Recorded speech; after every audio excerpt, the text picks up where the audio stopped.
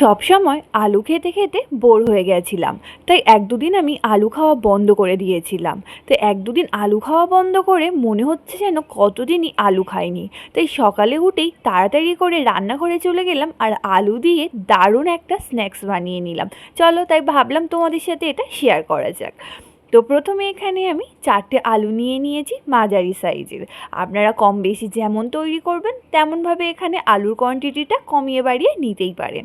এখন আলুগুলোকে আমি ভালোভাবে এরকম পরিষ্কার করে ছিলে নেব। এখন ছিলে নেওয়ার পরে আলুগুলোতে প্রচুর পরিমাণে ধুলোবালি রয়ে গেছে, তো এই আলুগুলো বারবার কিন্তু জল পাল্টে পাল্টে ধুয়ে নিচ্ছি। এখানে আলুগুলো ধুয়ে নেওয়ার পরে এখন আলুগুলোকে আমি এখানে কেটে নিচ্ছি। এখানে আপনারা যেমন ইচ্ছা তেমনভাবে কেটে নিতে পারেন, কাটার সাথে কিছুই যায় আসে না এই স্ন্যাক্সটির।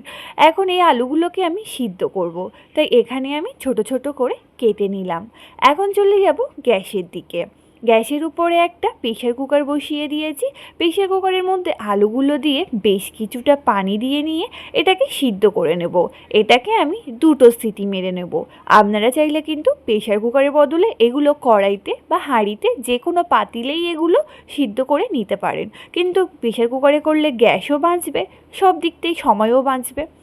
এখন আলুগুলো আমার সিদ্ধ হয়ে আছে কি আমি চেক করে নিচ্ছি। তো আলুগুলো কিন্তু 2টো সিটি মারলে খুব ভালোভাবে সিদ্ধ হয়ে যাবে। ব্যাস, এখন আলুগুলোকে আমি এরকম ছাঁকনির উপরে দিয়ে এরকম ভালোভাবে আলুগুলোকে ম্যাশ করে নিচ্ছি। আপনারা চাইলে কিন্তু কাঁটা চামচ বা হাত দিয়েও এটা ম্যাশ করে নিতে পারেন। এখন এতে আমি একে একে শুকনো মশলাগুলো দিয়ে দেব। শুকনো মশলা বলতে লবণ, শুকনো লঙ্কার গুঁড়ো, হলুদের গুঁড়ো আর কর্নফ্লাওয়ার। এখানে কর্নফ্লাওয়ার লাগবে, আপনারা কিন্তু কর্নফ্লাওয়ারটাই ব্যবহার করার চেষ্টা করবেন। কোনোভাবে কিন্তু এখানে ময়দাটা ব্যবহার করবেন না, তাহলে কিন্তু টেস্টটা অতটাও ভালো আসবে না। তো এখন আমি কর্নফ্লাওয়ার দিয়ে ভালোভাবে এটাকে আটা যেমন আমরা মধ্যে থাকি ঠিক তেমনভাবেই এটাকে আমি এখানে মেখে নিচ্ছি। ব্যাস, এখানে মাখা হয়ে গেছে। এটা কিন্তু খুব নরমও হবে না আর খুব শক্তও হবে না, একটা মাঝারি সাইজের একটা ডো তৈরি হবে। ঠিক দেখে বুঝতে পারছেন কেমন এটা হয়েছে। ব্যাস, এখন এখান থেকে আমি অর্ধেকটা নিয়ে নিয়ে এরকম বেলুন চাকির সাহায্যে এটাকে বেলে নিচ্ছি। একদম মোটা করে বেলতে হবে, এখানে কিন্তু কোনোভাবে পাতলা করা যাবে না। এখন আমি ছুরি দিয়ে এটাকে লম্বা লম্বা করে কেটে নিচ্ছি। আপনারা এটা যেমন খুশি শেপ দিয়ে নিতে পারেন, আমি এখানে লম্বা লম্বা করে কেটে নিচ্ছি। ব্যাস, কেটে নিয়ে সাইড থেকে হাত দিয়ে একটু এরকম সোজা সোজা করে দিচ্ছি। দেখুন কত সহজে কিন্তু এটা কিচেনের স্ল্যাব থেকে উঠে আসছে। ব্যাস, এখন সবগুলো ওরকমভাবে আমি একে একে কেটে তুলে নিয়েছি। এখন গ্যাসের উপর একটা কড়াই বসিয়ে তাতে বেশ কিছুটা পরিমাণে সাদা তেল গরম করতে দিয়েছি। তেলটা একটু গরম হয়ে গেলে তাতে একে একে আমি স্টিকগুলো দিয়ে দিচ্ছি।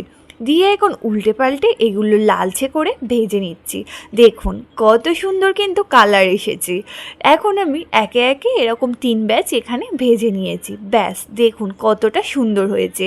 এগুলো খেতে কিন্তু অসম্ভব মজাদার হয়, একবার হলেও কিন্তু বাড়িতে এটা বানিয়ে খাবেন।